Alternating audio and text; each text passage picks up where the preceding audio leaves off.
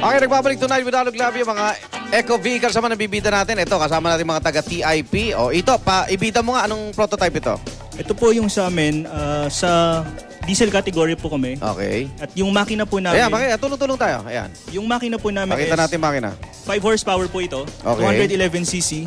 At yung pagtakbo po nila, yung mileage po nito is 164 kilometers per liter po ito. Equivalent po ito from Manila to Baguio in a liter of diesel po.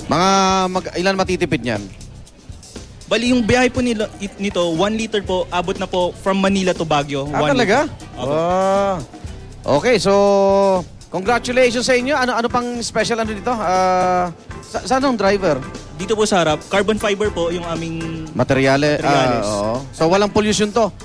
Wala. Bali, minimal lang po yung... Minimal. So sino pwedeng... patingin, paano yung driver? Paano natin? Ayun. Aha. So safe naman siya pag minaneho niya to? Opo. Kompleto Okay. po kami. Sige. 5-point din po yung aming seatbelt. Aha. Ganyan siya. Pwede po siyang... Pwede panda rin? Opo. Sige. Pakita natin yan. TIP. Ano yung award nyo uli, Ito? Kami po yung sa Best Team Spirit nag-uwi at third din po kami sa category po namin. Sa Ayan. buong Asia po to. Okay, aalis na ang ating prinsipe ng Kalawakan.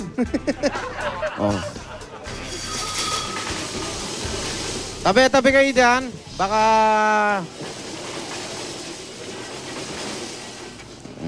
Ayun, okay. Thank you, Ito Congratulations. Lipat tayo sa Lasal. Andre, ano naman ito? Anong materialis nito? Carbon fiber din po. Okay, pakita naman natin yung anong may pagmamalaki nitong sa Lasal naman. Kami po yung kaisa-isang Philippine team na sumali sa prototype battery electric. Baterya naman to mga kapuso. Fully charged din, ganon. Ginaon lang yung system. Yung driver namin ito.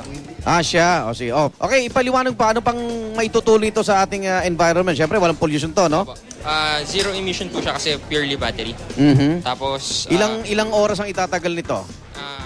Umabot po kami ng 4 hours na walang pag-charge. Tuloy-tuloy na pinapalok. Tuloy-tuloy. So, mahaba-haba din mababiyayan. Okay, sige. Tingnan natin. Under na. At pwede na? Opo. Ayun.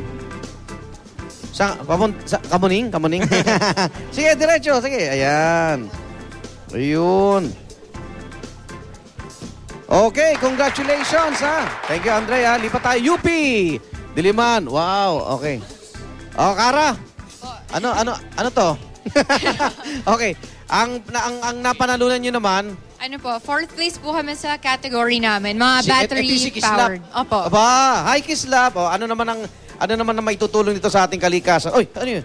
Ay, may tao pala sa loob. Opo. Ano maitutulong natin dito? Bali, yung naset po namin na record ay 73.2 kilometers per kilowatt hour. So, isang kilowatt hour po siguro masingil ngayon, 10 pesos na lang po. So, sa 10 pesos po ninyo, makarating na po kayo sa hanggang Pampanga. Sa isang karga po ng isang charge ng battery. Gaano naman katagal ginawa itong prototype na ito? Nagsimula po kami mag-design nung November. Okay. Tapos construction po nagsimula nung January. So mga 5 months. Pero ito, yung napanalunan nyo, yung haba, yung tagal na inabot nung inyong prototype, no? Sa hapo, hindi siya pabilisan, no? Sa hapo dahil motor po siya. Tapos yung motor ay nakakabit na po mismo dun sa gulong. Hub motor po ang ginamit namin. So, ito yung pinagtulo. Ito, talino dito. Opo. Ayan, di ba? Uy, congratulations at Kislap. Yan, fourth sa Urban Concept Battery Electric category. Okay, at bukod dito, sige, iano mo sila na sumali sa mga ganitong uri ng kompetisyon. Sa Pilipinas na po gaganapin ang Shell Eco Marathon sa 2014. Opo. Wow. So, lahat, mga estudyante kayo, di ba? Opo. Okay, tips sa mga kabataan natin para ma-encourage sa mga gumawa ng mga eco-friendly na mga sasakyan. Andre, ikaw? Yung puso. Puso nagpapatakbo dyan? Para makagawa ng ganitong vehicle. Ito.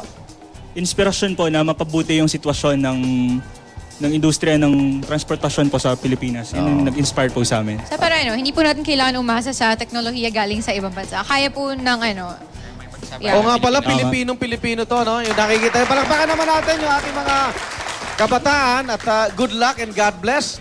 At sana mas maparami pang makita ko sa kalsada niyan na sa pagbiyahe natin masarap na yung ating nalalanghap na hangin, no? Malinis na. Okay, dyan lang kayo mga kapuso. Magbabalik at tonight with Arnold Clavio.